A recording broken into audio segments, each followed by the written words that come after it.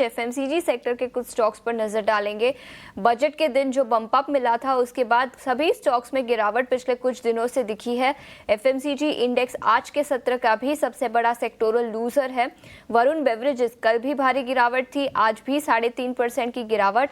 बलरामपुर चीनी आईटीसी नतीजों के बाद 2.5% नीचे। Marico, Britannia across the board कई सारे एफएमसीजी स्टॉक्स पर दबाव दिखा है।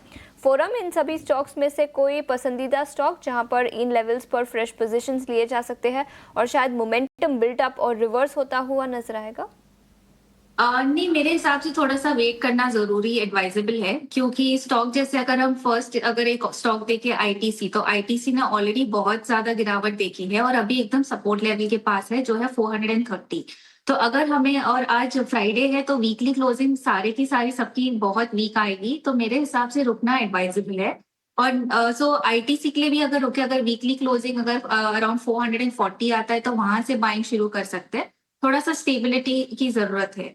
सिमिलरली अगर हम सेम डाबर की भी बात करें तो डाबर में एक वो थोड़ा सा सेफर ऑप्शन है, जहां पे अभी भी अगर वो बाय करने के लिए देख सकते हैं जिनको लेना हो, क्योंकि वहां पे 50-डे मूविंग एवरेज का सपोर्ट है 515 का, और स्टॉप लॉस रख सकते हैं 509 का, और अपसाइड में अराउंड 540 देख सकते हैं। तो मेरे हिसाब से डाबर सेफ ऑप्शन है, और आईटीसी जैसे स्टॉक्स के लिए थोड़ा सा और रुकना जरूरी है। बीच ईडलवाइज फाइनेंशियल सर्विसेज के नंबर्स आपके स्क्रीन पर फ्लैश होते हुए उस पर भी एक बार नजर डालेंगे।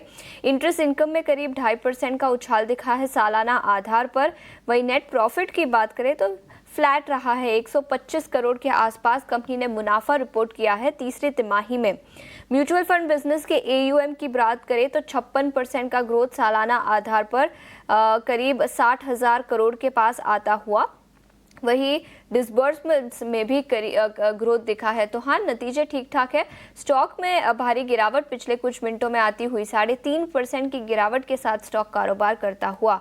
लेकिन इस बीच फोरम छेड़ा अब हमारे साथ जुड़ चुकी है। फोरम, सबसे पहले ईडलवाइज फाइनेंशियल सर्विसेज के नतीजों की ही बात करेंगे। नतीजों के बाद स्टॉक में भारी गिरावट, इन लेवल से अब क्या राय होगी इस स्टॉक पर? जैसे हम देख सकते हैं ये स्टॉक में कि एक अराउंड अक्टूबर में और बाद में फिर दिसंबर में एक डबल टॉप जैसा बना था अराउंड 145 लेवल्स पे, और वहां से एक हमने करेक्शन देखा है। पर वो करेक्शन एक्चुअली देखा जाए तो एक लॉन्ग या फिर हम ब्रॉड कंसोलिडेशन में बात कर सकते हैं कि नीचे की तरफ अराउंड 100 के लेवल्स है और ऊपर में अराउंड 145 लेवल्स। तो अगर हम लास्ट 6 महीने की बात करें या फिर 5 महीने की बात करें तो ये एक ब्रॉड रेंज में स्टॉक घूम रहा है। तो अभी भी हम जो देख रहे हैं 100 के लेवल एक स्ट्रॉन्ग सपोर्ट है, वहां पे 200-डे मूविंग एवरेज का सपोर्ट है, और वहां से अभी हमने जो एक अपसाइड देखा 120 तक ऑलमोस्ट 20% गेन के बाद हम थोड़ा सा करेक्शन देख रहे हैं।